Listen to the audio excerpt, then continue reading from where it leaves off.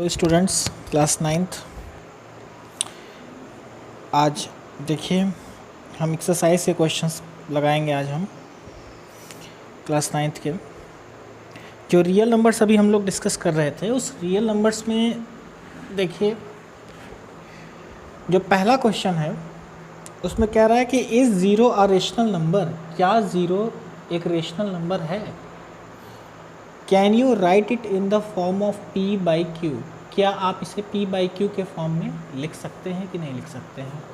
तो देखिए जो ज़ीरो होता है, ज़ीरो एक इंटीजर होता है और ज़ीरो को हम 0/1 लिख सकते हैं, 0/2 लिख सकते हैं, 0/-2 लिख सकते हैं, 0/3 लिख सकते हैं, 0/4 एंड सो ऑन लिख सकते हैं, 0/-3 भी लिख सकते हैं। सबकी वैल्यू ज़ीरो के बराबर होगी और इसलिए ये p बाई क्यू के फॉर्म में ये दिख रहा है। It is equal to p by Q form.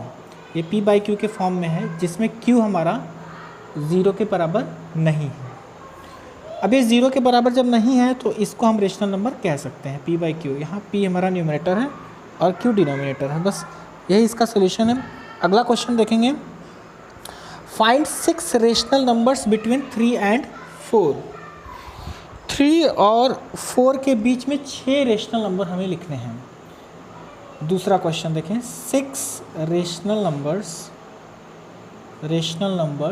Between 3 and 4। Between 3 and 4 ये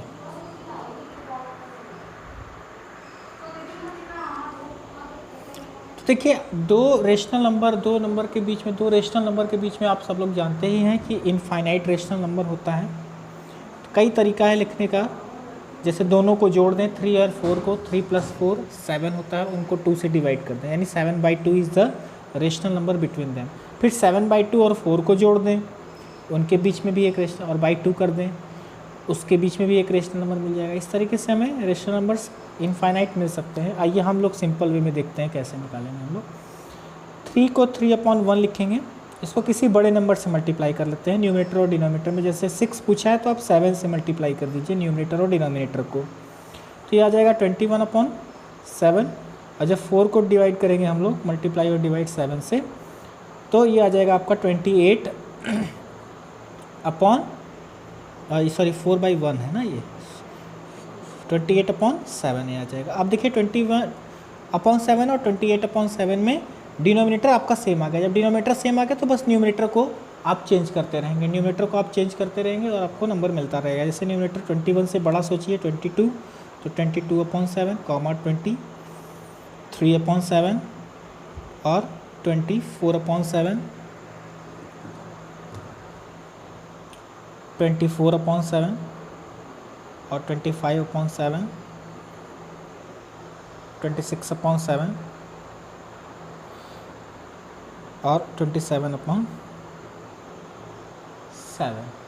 तो इस तरीके से आपको 1 2 3 4 5 6 रेशनल नंबर्स आपको मिल गए, जो कि आपके, तो हमेशा जैसे 6 रेशनल नंबर पूछ रहा है तो आप 6 से बड़ा कोई नंबर उठा लीजिए, 7 ले लीजिए, 8 ले लीजिए, 9 ले लीजिए, 10 लीजिए। साइंस 6 से बड़ा, यानी गिवन नंबर जो है, जितने रेशनल आपको निकालने के लिए बोल रहा है उससे ज़्यादा, कम से कम एक ज़्यादा नंबर से आप उसके न्यूमरेटर और डिनोमिनेटर में मल्टीप्लाई करेंगे।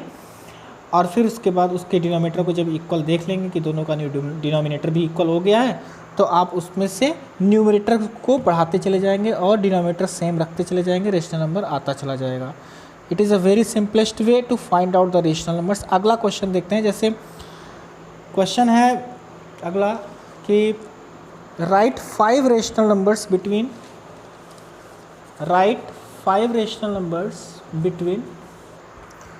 3/5 एंड 4/5। ये देखिए 3/5 क्वेश्चन है। 5 रेशनल नंबर्स बिटवीन 3/5 एंड 4/5। इनके बीच में 5 रेशनल नंबर लिखना है। इनके डिनोमिनेटर्स तो ऑलरेडी आप देख सकते हैं कि सेम है, लेकिन क्या हम न्यूमरेटर को देखेंगे 3 एंड 4, और 3 और 4 को अगर हम देखें तो क्या इनके बीच में कोई नेचुरल नंबर हम लिख पाएंगे? नहीं लिख पाएंगे। तो इसलिए हम लोग थोड़ा सा इसको बढ़ाएंगे। 3/5 को किसी बड़े नंबर से मल्टीप्लाई कर दीजिए। जैसे 5 से बड़ा, तो 5 से बड़ा 6 हो सकता है, 7 हो सकता है। आइए हम लोग 10 से मल्टीप्लाई कर दें, तो कोई भी नंबर से आप मल्टीप्लाई कर सकते हैं। तो ये 30 हो जाएगा, 30/50।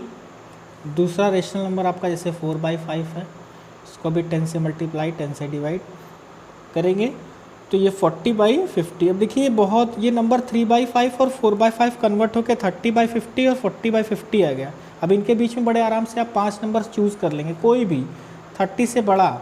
तो 30 से बड़ा आपको सोचना है, बस डिनोमीटर तो ऑलरेडी सेम है यहाँ पे दोनों के 50-50। तो न्यूमेटर सोचिए आप 31, 30 से बड़ा 31/50। दूसरा नंबर 32/50। तीसरा नंबर 33/50। 34/50। कितने नंबर हो गए? 4। एक और सोचिए 35/50। इस तरीके से 5 रेशनल नंबर्स कितने आसानी से हम लोगों ने लिख लिया। तो you have to make the denominators equal. सबसे पहले आपको ध्यान रखना है कि डिनोमिनेटर्स जो है इसके इक्वल होने चाहिए। अगर इक्वल नहीं है तो आप उनका एलसीएम के से निकाल सकते हैं, या जो गिवन जो नंबर है, जैसे 5 रेशनल नंबर निकालना है या 6 रेशनल नंबर निकालना है या 10 रेशनल नंबर निकालना है, जो भी है उससे कम से कम एक नंबर ज़्यादा आप सेलेक्ट करेंगे और न्यूमरेटर डिनोमिनेटर दोनों में मल्टीप्लाई करेंगे। उसके बाद आप लिख पाएंगे बड़े आसानी से। तो ये बहुत ही आसानी से हो गया। क्वेश्चन नंबर 4 क्या है, ये ट्रू और फॉल्स दे रखा है हमको। ट्रू और फॉल्स में कह रहा है कि every natural number is a whole number. क्या हर एक natural number, every natural number is a whole number. मैंने पहले ही क्लास में मैंने बता दिया था कि जो नेचुरल नंबर होता है वो सबसे छोटा सेट होता है, उससे बड़ा सेट हमारा होल नंबर होता है। तो इसलिए सारे नेचुरल नंबर होल नंबर के अंदर आ जाते हैं। Every natural number is a whole number, every natural number is a whole number. ये बिल्कुल करेक्ट बात है, ठीक है, ये ट्रू है स्टेटमेंट। दूसरा स्टेटमेंट क्या है, every integer is a whole number. क्या हर एक इंटीजर होल नंबर आता है? होल नंबर में आपको बता दें कि होल नंबर, सारे होल नंबर इंटीजर हो सकते हैं, लेकिन सारे इंटीजर्स होल नंबर नहीं हो सकते हैं। Every integers can not be whole number. क्यों? क्योंकि होल नंबर में नेगेटिव नंबर नहीं होते हैं, इंटीजर्स में नेगेटिव और पॉजिटिव दोनों होते हैं, ठीक है। Every integer is a whole number, integer is a whole number, ये आपका स्टेटमेंट बिल्कुल फॉल्स है, ठीक है, ये स्टेटमेंट गलत है। अगला क्वेश्चन देखें, तीसरा कह रहा है every rational number is a whole number. ये भी रॉन्ग है, क्योंकि रेशनल नंबर जो होता है वो सबसे बड़ा सेट होता है, ठीक है, ये भी फॉल्स स्टेटमेंट है। तो तीसरा देख लेते हैं कि एवरी रेशनल नंबर, क्या every rational number is a whole number?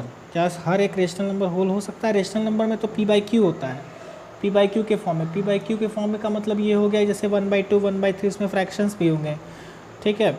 और रेशनल नंबर्स में उसमें नेगेटिव डिनोमिनेटर भी हो सकता है, नेगेटिव न्यूमरेटर भी हो सकता है, जबकि होल नंबर में ऐसा कुछ नहीं होता है। न्यूमरेटर में, होल नंबर में न्यूमरेटर और डिनोमिनेटर की कोई बात नहीं होती है, उसका डिनोमिनेटर हमेशा 1 होता है, वो होल नंबर होता है, ठीक है।